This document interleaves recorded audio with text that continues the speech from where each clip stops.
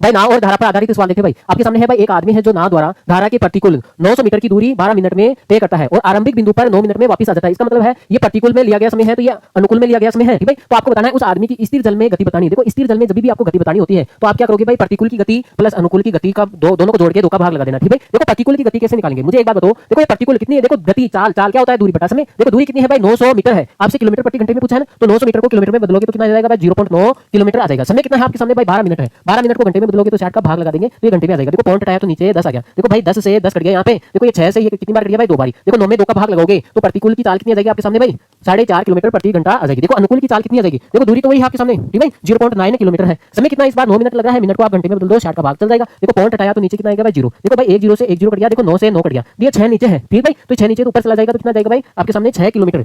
6 kilometre प्रति घंटा इसकी क्या आ जाएगी भाई, अनुकूल की चाल आ जाएगी। तो ऐसा स्थिर जल में आपको आदमी की गति चाहिए तो प्रतिकूल और अनुकूल की चाल का आप योग कर दो। ठीक है, और इसमें 2 का भाग लगा देते हैं। आपके सामने कितना है भाई, ये 10.5 है, इसमें आप 2 का भाग लगोगे तो आपके सामने भाई 5.25 ठीक है किलोमीटर प्रति घंटा इसकी स्थिर जल में क्या आ जाएगी भाई, चाल आ जाएगी। देखो एक और सवाल करते हैं हम। देखो स्थिर पानी में एक नाव की गति देर की आपके सामने, देखो बोट की गति देर की है भाई 18 किलोमीटर प्रति घंटा देर की है, जबकि धारा की स्ट्रीम की गति कितनी देर की भाई, 6 किलोमीटर प्रति घंटा देर की है। कितने समय में, ठीक है कितने समय में नाव 90 किलोमीटर की दूरी धारा के प्रतिकूल, ठीक है धारा के प्रतिकूल जाना 90 किलोमीटर की दूरी है, धारा के प्रतिकूल जाना है तो भाई इसको घटाओगे। ठीक है, चाल को क्या करोगे भाई, घटाओगे 18 माइनस 6। ठीक है, और समान दूरी अनुप्रवाह मतलब धारा के दिशा में, ठीक है अनुप्रवाह तो ये दूरी है 90 किलोमीटर की दूरी है, धारा की दिशा में जाना है तो इस बार क्या कर दोगे आप, जोड़ दोगे। ठीक है, तो इन दोनों का समय पूछा है, प्रतिकूल और अनुकूल का समय पूछा है तो आपके सामने भाई ये 90 आ गया, डिवाइड बाय कितना है भाई 12 आ गया। ठीक है, यहाँ पे प्लस यहाँ पे 90 प्लस कितना है भाई 24 आया। देखो ये 6 से कट रहा है भाई 15/2। ठीक है, ये भी 15 कितना है भाई 4, तो आपके सामने है भाई 15/2 और ये हो गया भाई 15/4। देखो यहाँ से 4 एलसीएम आ जाएगा तो यहाँ पे आया भाई 15 प्लस यहाँ पे कितना है भाई 30, तो 15 और 30 को जोड़ोगे तो 45 में आप 4 का भाग लगोगे तो समय आ जाएगा आपके सामने भाई ये 11 से 1/4 घंटा समय आ जाएगा। देखो एक और सवाल देखते हैं हम यहाँ पे।